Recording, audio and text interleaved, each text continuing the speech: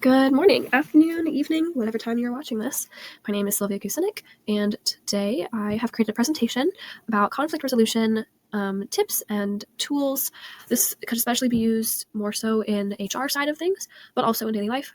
My major is human capital education and development, and as someone who is aspiring to have a career in human capital, this is just something I came up with to be able to help give some ideas when promoting better workplace community. So mnemonics are something or a sentence where each letter of the word has a different meaning. And so the conflict resolution mnemonic I came up with is called conflict cat.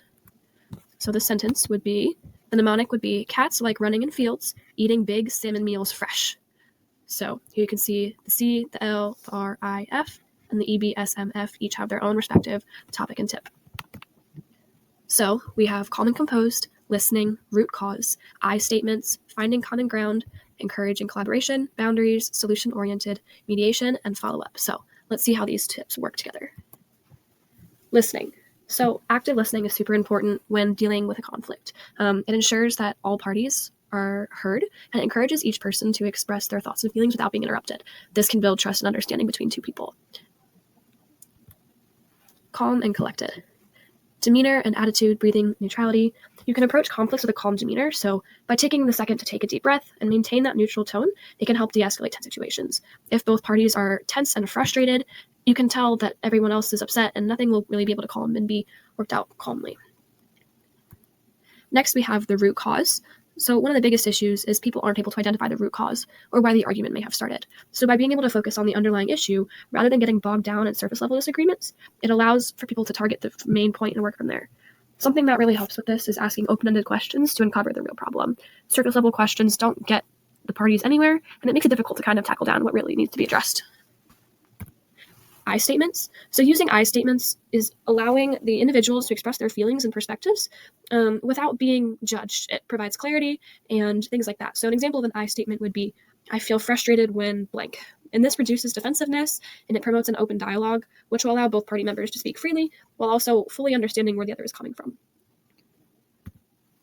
Next would be finding common ground. So looking for those shared interests or goals emphasizes mutual objectives, can help shift the focus from conflict to collaboration.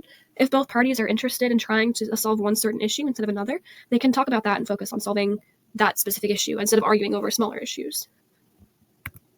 Encouraging collaboration. So by doing this, it allows the parties involved to foster more of a collaborative approach to the problem-solving methods. It invites all parties to brainstorm solutions together, promoting ownership of the resolution. By having something that they can identify and unite themselves to or claim ownership of, it creates a more personal problem to look at and address. Next would be boundaries. Setting boundaries is okay and it's promoted and good. If discussions are becoming heated, set ground rules for respectful communication. This can include avoiding personal attacks and taking breaks if needed. So being able to realize when a conversation is going south and pause the conversation, say, I can tell that this is happening, you're making this a more personal argument, we need to take a step back, and we need to figure out what's going on before more of us gets just heated up. Solution-oriented. Shift the focus from blame to the solutions. So this encourages all parties to think about possible outcomes and what they can do to move forward. By promoting ideas or circling back to negative ideas or things that had already been argued or discussed about, it's just keeping you stuck in a circle of a feedback loop. You need to be able to continue to carry the conversation forwards so the problem can actually be resolved. Seek mediation if necessary.